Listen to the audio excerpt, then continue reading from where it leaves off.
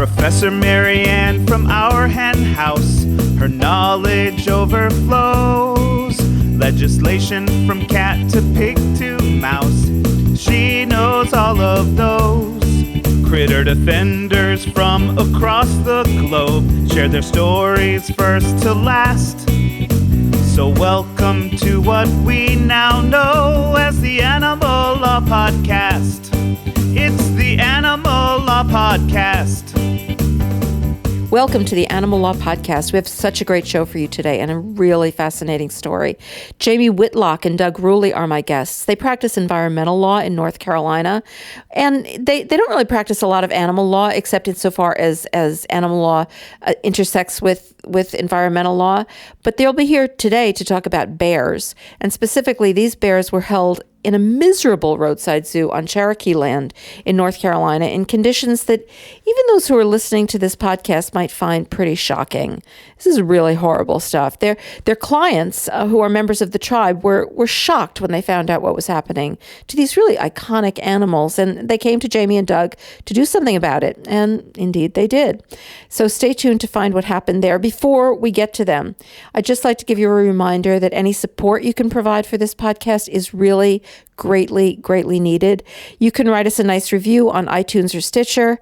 You can tell your friends and colleagues about it. You can post it on social media. If you share it on Facebook or any other kind of social media, that would be hugely helpful so we can get the word out. And it would really be amazing if you could visit ourhenhouse.org, consider making a donation.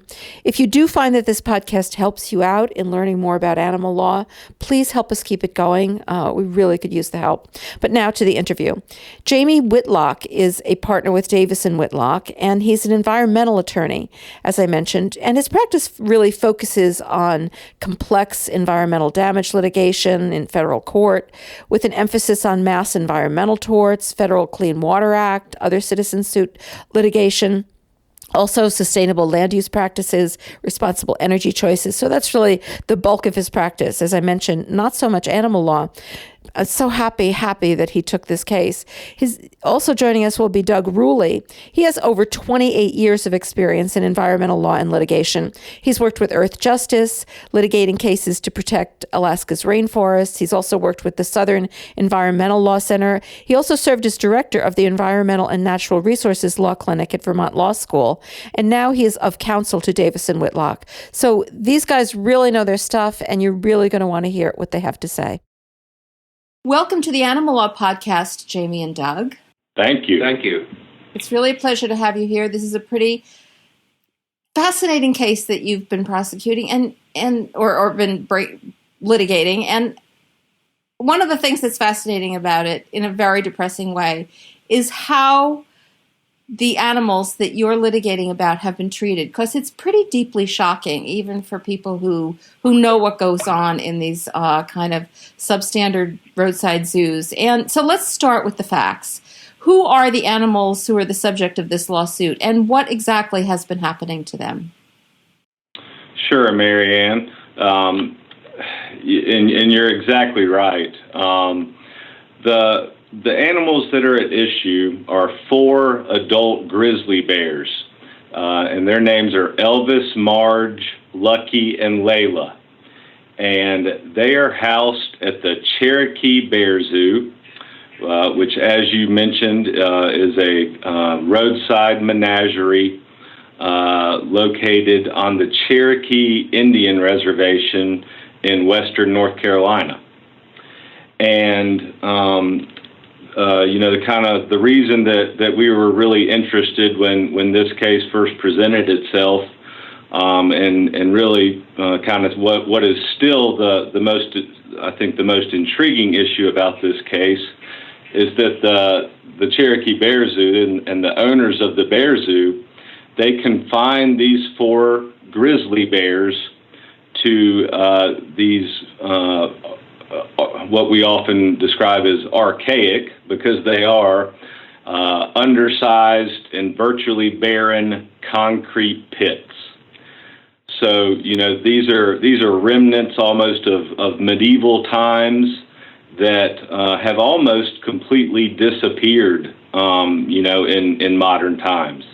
I remember back working during the case, talking with some folks who you probably know who are even more knowledgeable than I am on some of these issues, and I believe there might only be one other facility left in this country that has bear pits. And just to give you a little more perspective, one of the pits I think is about 560 square feet, and the other one is about half that size. It's about 280 square feet, and they keep 2 bears in each pit. So, again, that was why when this case first came to us, it was very intriguing, because it really seemed to us that pursuant to the Endangered Species Act, these pits constituted a take, which is of course the main mechanism, what is prohibited by the Endangered Species Act. And so that is ultimately the major basis for the citizen suit that we filed. Right. And before we get into the legalities and what you've done with them, there were a few other practices that were also very shocking. And I mean, when I think of these 2 bears living in, I know how big that is, because I have lived in Manhattan apartments, and they are very, very small, but they're not. The apartment I lived in was tiny, and people were shocked that I lived in it, but it wasn't that small, and I got to leave it every day, and it was only one of me. So the idea of these 2 huge bears living in less than 300 square feet it's just unbelievable. But I'm getting carried away. The feeding practices too, I just wanted to go into that. They are also really just disgusting, and just really show a horrible attitude towards these bears. Can you talk to that a little bit before we get into the law? Absolutely. And Marianne, I'd also point out, you're nowhere near the size of a grizzly bear, when comparing it to the size of the apartment, and it really is. It's just putting your eyes on it is very troubling. And so the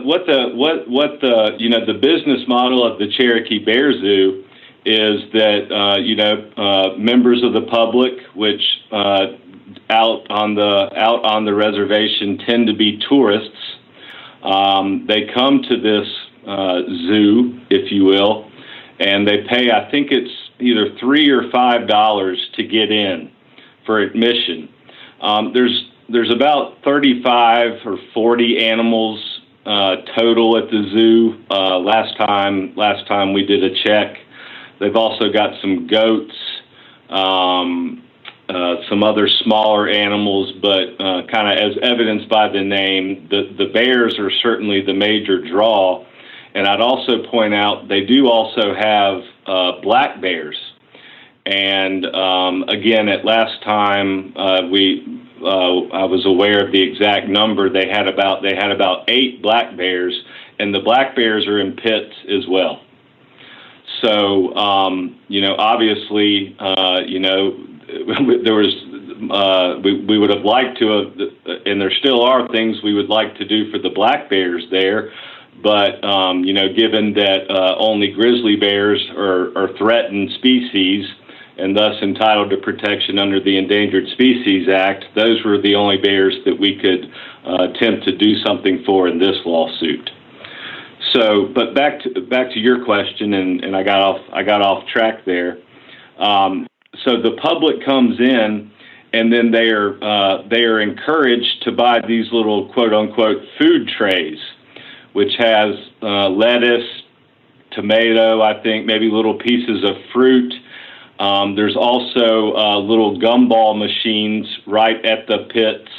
The public stands up on a viewing deck to where you're looking down into the pits. And they also have gumball machines with dog food in it, that you can put a quarter in and get a couple pieces of dog food. And then the public feeds the bears. In what's best described, I think, is uncontrolled public feedings. And of course, this is the antithesis of how grizzly bears, forage for food in the wild, what they are accustomed to, as far as finding food, and it promotes begging, which is a stereotypic and abnormal behavior for the bears. And it really does add to the sadness of seeing them in the pits. Just having the people sitting there just throwing food at them, and they as I said, they stand up on their hind legs and look up and beg. Sometimes they'll sit down and look up and beg. And it really is. It's very sad, and just as we argue in the case, just exacerbates the take, if you will. The harassment and the harm that these folks subject these grizzly bears to. It really does sound like a hideous scene, and you paint it well. So again, before we get to the question of what does it take and whether this was one, tell me who your plaintiffs are. Sure. Our plaintiffs are two tribal elders, and thus, of course, enrolled members of the Eastern Band of Cherokee Indians, and they are a little bit older ladies. I wouldn't say they're elderly, but probably I believe in their late 60s, perhaps even early 70s. I don't recall. And very politically active within tribal politics. And one of the most interesting things was despite the fact that they both lived the vast majority of their lives on the Qualla boundary, which is just kind of another name for the reservation, they really knew nothing about the Cherokee Bear Zoo until I think it was early 2013.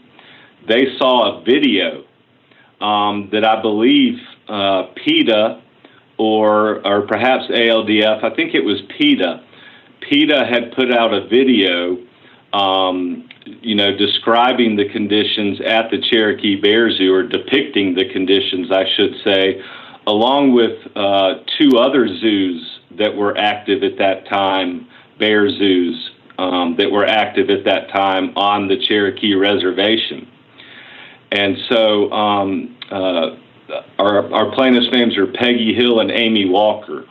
And so Ms. Hill found these videos, I think, kind of randomly on the internet, shared them with Ms. Walker, and given their kind of political inclinations, they immediately started trying to, kind of take up the issue with tribal council to, have something done legislatively on the reservation to, and get the bears out of the pits, or, and somehow improve their standard of living. That didn't work. And eventually, I think around May of 2013, one of the owners of the zoo, Mrs. Coggins, who is one of the defendants in our lawsuit, she actually invited Miss Hill and Miss Walker to come out to the zoo, basically saying, well, you haven't even seen my zoo. How do you know it's so terrible? And so they took her up on that offer and went and visited. And of course, it was, even worse than they could have imagined. Of course, watching a video is one thing, and then witnessing something firsthand was completely different. And not too long after that, they contacted us. And so, just two very brave ladies, and who were very steeped in Cherokee culture, and bears are very important to Cherokee culture, and not necessarily grizzly bears, but all bears. And this just really, really struck a nerve with them. And then the visit itself was just devastating to them, and they just didn't feel like they could let it stand without a fight. And was that the basis for them to have standing, that they were so upset by this? And was it particularly because it was related to their culture? This is Doug. Yes, that was a significant factor in the court's evaluation. Both plaintiffs testified extensively about Cherokee culture, the role of bear in Cherokee legends and stories, their basically lifelong spiritual connection to a variety of animals, but especially bears. And so, therefore, when they saw these bears and the conditions under which they were kept, they suffered significant harm, distress, and aesthetic damage. So those were the things that the district court or that the court relied on in finding that these two plaintiffs had standing. Had standing under Article 3 of the Constitution, of course, that they were injured. But again, I'm going to ask you one more question before we get to the Endangered Species Act. This is obviously a facility that would be governed by the Animal Welfare Act. Has it been investigated by the USDA, and is it in compliance with the Animal Welfare Act? It's a very good question, Mary Ann, and you're exactly right. The Bear Zoo has a Class C exhibitor's license issued by the U.S. Department of Agriculture, and which of course allows them to exhibit animals, and also subjects them to the I'm trying to remember if they're monthly or quarterly inspections by the USDA or the APHIS, the Animal Plant Health Inspection Service. Of course, and I know we'll get into the litigation, and your question is very integral to the litigation too, and currently to the major issue on appeal to the Fourth Circuit. But just from the factual standpoint, they as we got up to go to trial, which was in September of 2015. At that point, believe it or not, they had about 2 years of a clean slate as far as their inspections went.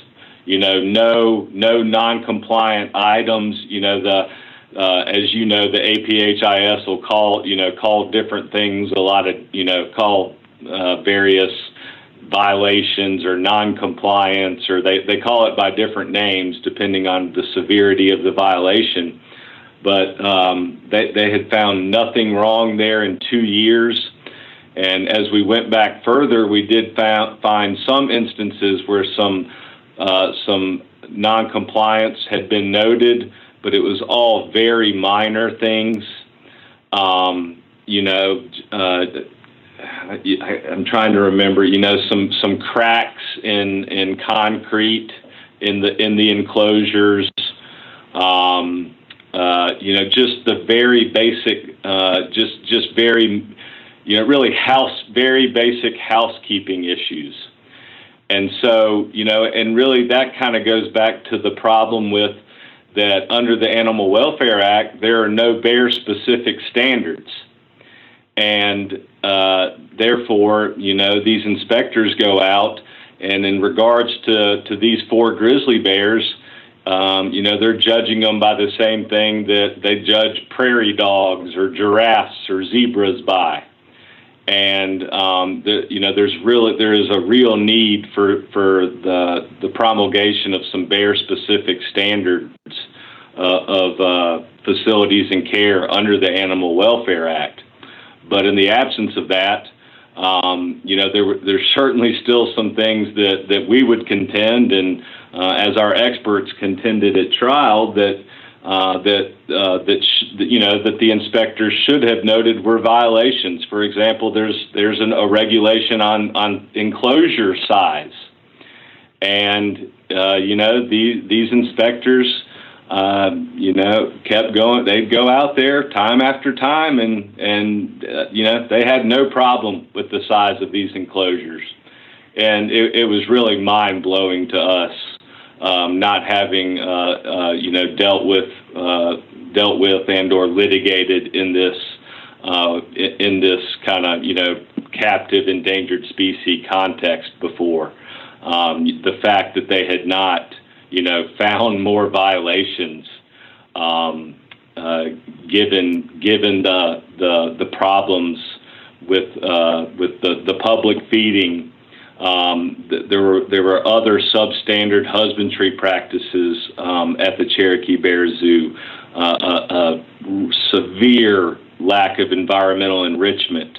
Inside these pits, I described them as virtually barren before. Generally, all that was in the pits would be an old tire and maybe a stick kind of sticking out of the tire. And, that was all these bears had for environmental stimulation. And it was severely lacking. And, and there's also some AWA, standards on point with environmental enrichment. And once again, for whatever reason, the APHIS would never violate the Cherokee Bear Zoo for anything. And as I said, that was very frustrating to us, and just really very hard to comprehend how they could find, those inspections to be quote unquote compliant. Yeah, it's always sort of gratifying in a horrible way for when you've been doing animal law for a long time for somebody who to come into it, and as you said, that you hadn't litigated in this particular area before, and right. See how shockingly poor the enforcement really is. And it really was. It was amazing. One interesting thing I would add, and maybe we'll talk about this a little bit more in the context of the litigation, but one of our experts was a doctor of veterinary medicine at University of Tennessee Veterinary School. His name's Dr. Edward Ramsey. And in talking with him and working with him on this case, he has, in his past, been a part of those inspections. And just hearing him describe them and, coming from his perspective, describing them as a mockery, even when he was on them, was really, was very eye-opening. That even he thought that when he had been involved in actually conducting the inspections in the past. I don't want to get off on a tangent, but it does comport with, Sure. with what I've heard, that it's not always the inspectors. The inspectors frequently do their job. It's higher up in the agency that things really go awry. But I do want to get to your lawsuit, which we have had a long introduction to. So tell us, of course, you can't sue. There's no citizens' cause of action under the Animal Welfare Act. So, of course, as you said, you turn to the Endangered Species Act, where is the possibility of these people who have been harmed, your clients who have been harmed by seeing this, and to actually bring a lawsuit. So, but what does it's interesting to think about the interaction between the Animal Welfare Act and the Endangered Species Act. So tell us exactly what it is the Endangered Species Act requires, limited to, as you said, you had to just go after the treatment of the threatened animals who were covered by the Endangered Species Act, not of all the animals at the facility. And what more does it require than the Animal Welfare Act so that you can base your lawsuit on? Right.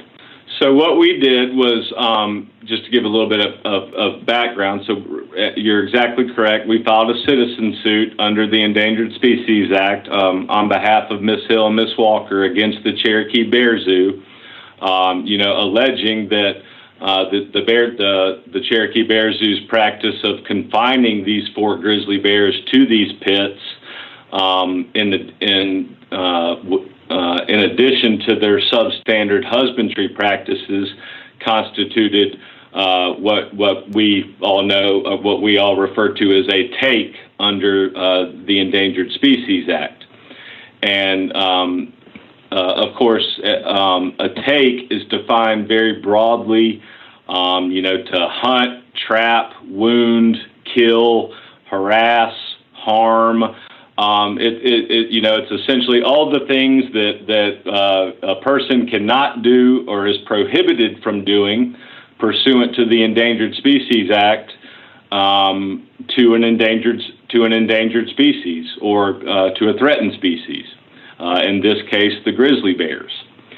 And so, as I mentioned earlier, we originally thought that, this will be a pretty straightforward but an extremely interesting case, and it'll just be, of course, we knew we'd deal with standing, and we'd get pushback there, and we did, and then the question of whether the pits are a take, we thought that was very interesting, and of course, you never know what you're going to run into, and one of the things we ran into is this issue of the overlap or the interplay between the Animal Welfare Act and the ESA, which you just mentioned, and I'll talk about that more in a second. And the other another thing, a little more on a little lighter level, was the first thing the defendants did was that they denied these were grizzly bears. Which kind of came out of left field because, you looked at their website, they had a grizzlies page where it showed these 4 bears and they called them grizzly bears. And when you went to the Cherokee Bear Zoo, they had signage indicating that these were grizzly bears, a threatened species entitled to protection under the Endangered Species Act. And as we got more into discovery, there was just more and more evidence. Their veterinarian called them grizzly bears. On certain USDA forms that the zoo was required to keep, they referred to the bears as grizzly bears. But they really thought they were going to get out of this case by saying, no, these are European brown bears. So yes. I'll try to be nice today, but Doug, did you want to add something? Well, that actually was in arguing this issue. We basically said, look, they've either committed a fraud on the public, or they're committing a fraud on the court. It's one or the other, and it's pretty clear that what they were doing was trying to mislead the court, but fortunately the court didn't buy it, right. And found that these were grizzly bears, and of course both of our experts identified them as grizzly bears based on the characteristic hump right behind the grizzly bear's shoulders. That is a very ballsy argument, I have to say. Oh, absolutely. And, it really was. Finally, when we got the order from the district court, and it found their allegations that they were not grizzly bears uncredible, it was nice to have that finding, after having to listen to it for several years. And it just didn't even pass the laugh test. So, but back to your specific question. So what we specifically were alleging was harassment and harm, being the ways in which these bears were being taken in violation of the Endangered Species Act. And the definition of harass, as it has been defined by the Fish and Wildlife Service, it contains an exception, which in 1998, the Fish and Wildlife Service amended the definition of harass and added what's known as the captive wildlife exception. In general terms, it exempted, certain acceptable practices from the definition of harass as they apply to captive animals. And so that is where this really interesting issue of the interplay between the Animal Welfare Act and the Endangered Species Act came into this case. The key to both harm and harassment is disruption of normal behavioral patterns. And so both in terms of sheltering, feeding, normal interaction with the environment, all the things that we've talked about, the small concrete pits, the having people throw food into the pits, the fact that there's no enrichment at all, the bears are basically just in a concrete box. All of those things disrupt the bears' normal feeding and sheltering and behavioral patterns. And so that's why this is both harm and harassment. And then the key then becomes, well, okay, at least as to harassment, does this exception, which involves generally accepted practices that also meet the minimum requirements of the Animal Welfare Act, does that somehow get the defendants or get them, does that somehow avoid a take here or get them out of the take prohibition? So that's the main legal issue in the case, and that's what the Court of Appeals is going to decide. So they both have to be, or your argument is that the treatment has to be both generally accepted and in compliance with the Animal Welfare Act? That's exactly right, Mary Ann, because when you read the exception, it actually reads, this definition, when applied to captive wildlife, does not include generally accepted, and then there's a colon. And then it has three numbers, really, of which just the first isn't really important to this case. So generally accepted, colon, and then number 1, animal husbandry practices that meet or exceed the minimum standards for facilities and care under the Animal Welfare Act. And what the district court found here was, based on all of the APHIS inspection reports finding them in compliance, I believe that they do meet the minimum standards for facilities and care under the Animal Welfare Act, and therefore they fall outside the definition of harassment. And what our contention is the judge just completely read that prefatory and threshold requirement out, that the animal husbandry practices first have to be generally accepted. And that is supported both just from a plain language or a statutory construction point of view, and then also when you go back and you look at the regulatory history of when the Fish and Wildlife Service adopted this exception, there was a lot of attention and a lot of thought went into what words were going to go where generally accepted goes. And they talked about, they would consult with experts in the zoo community about what generally accepted animal husbandry practices are. And so at trial, both of our experts, Dr. Ramsey and then the late Elsa Polson. Mary Ann, did you know Elsa? I did not. Okay, she was a wonderful woman and one of the preeminent bear experts. She lived in Canada, but at least in her, as she got a little bit older, but she worked a lot in the United States and actually all over the world. She unfortunately got sick while we were litigating this case, and passed away shortly after it. Very sad, just a very, very influential woman, and just a great bear husbandry expert and captive bear husbandry expert in particular.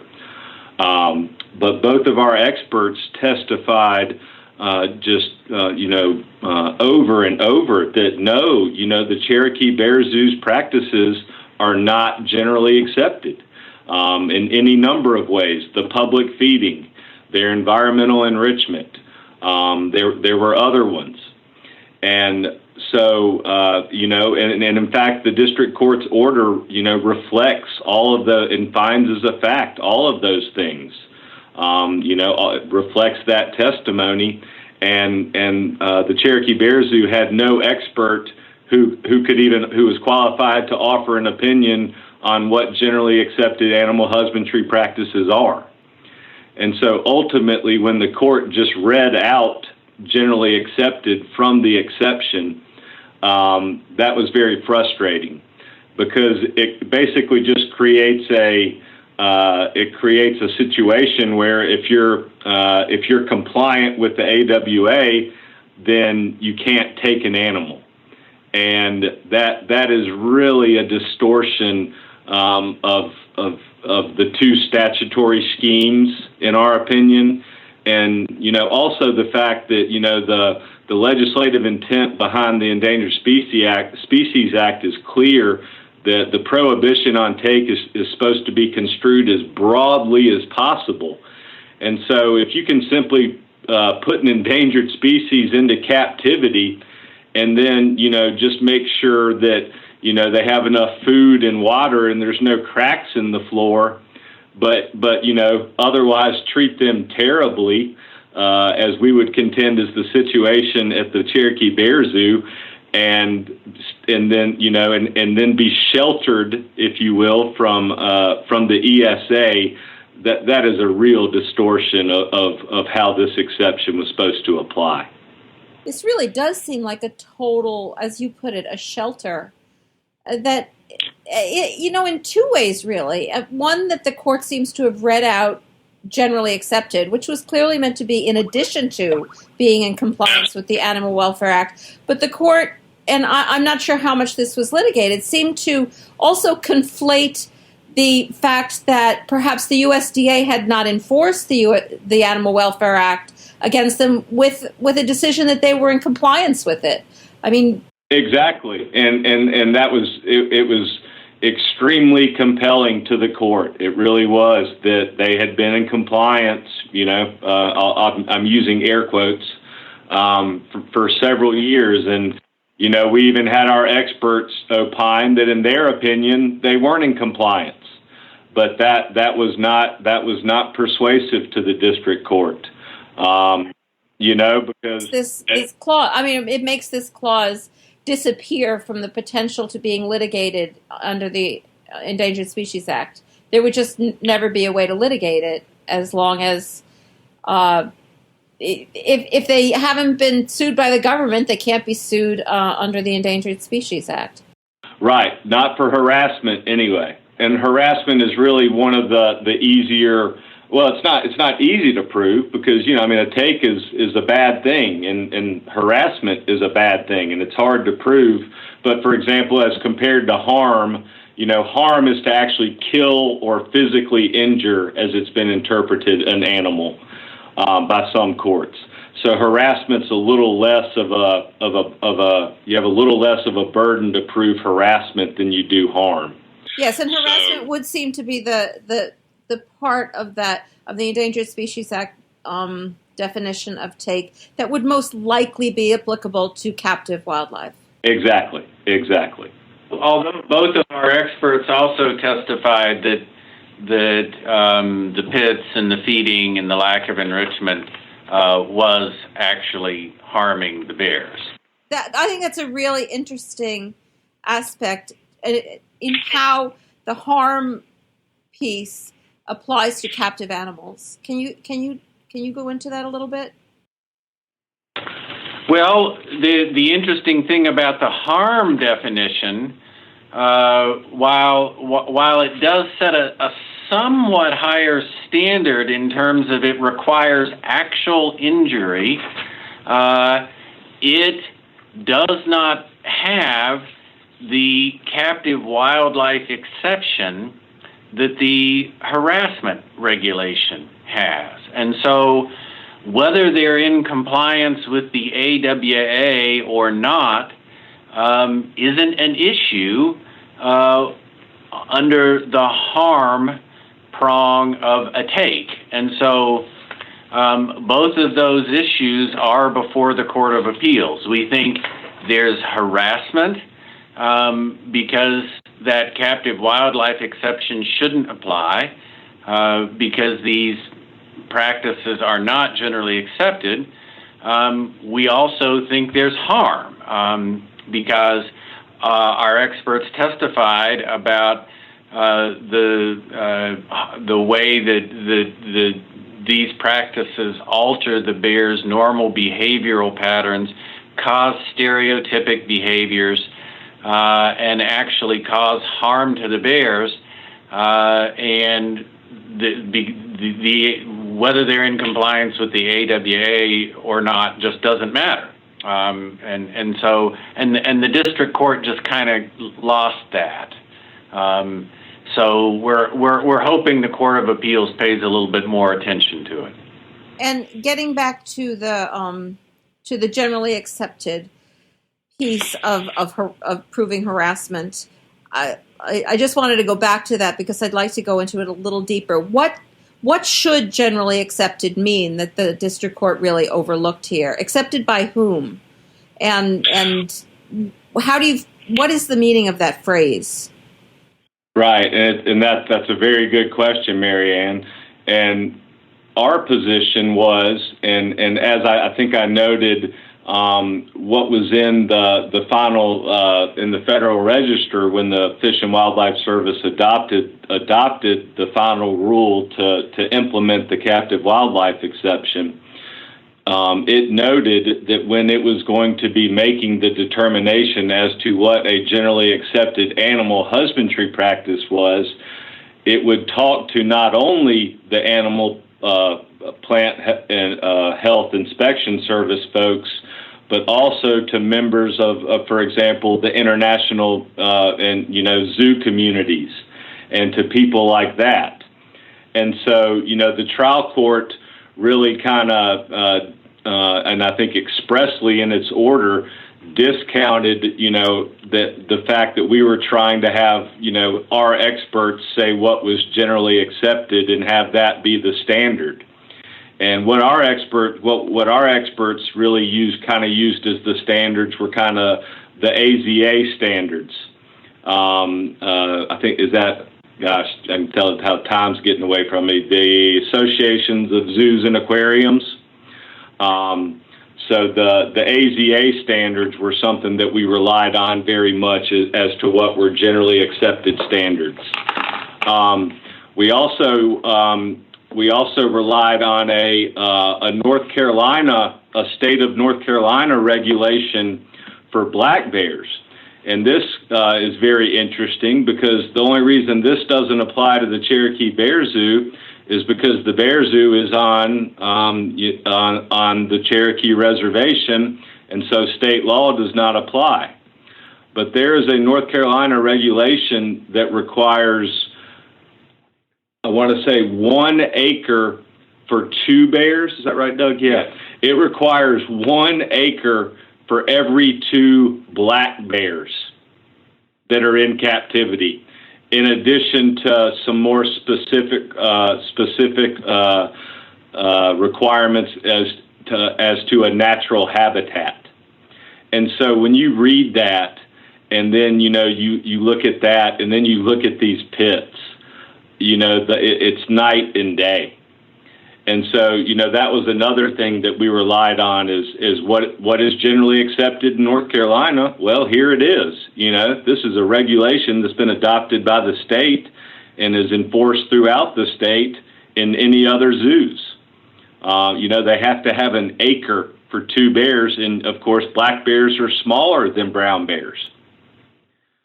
So, so that was really, again, that there might still the Fish and Wildlife Service probably could provide some more guidance there, but at the end of the day, we as lawyers have to deal with what's there, and what is there is those words generally accepted.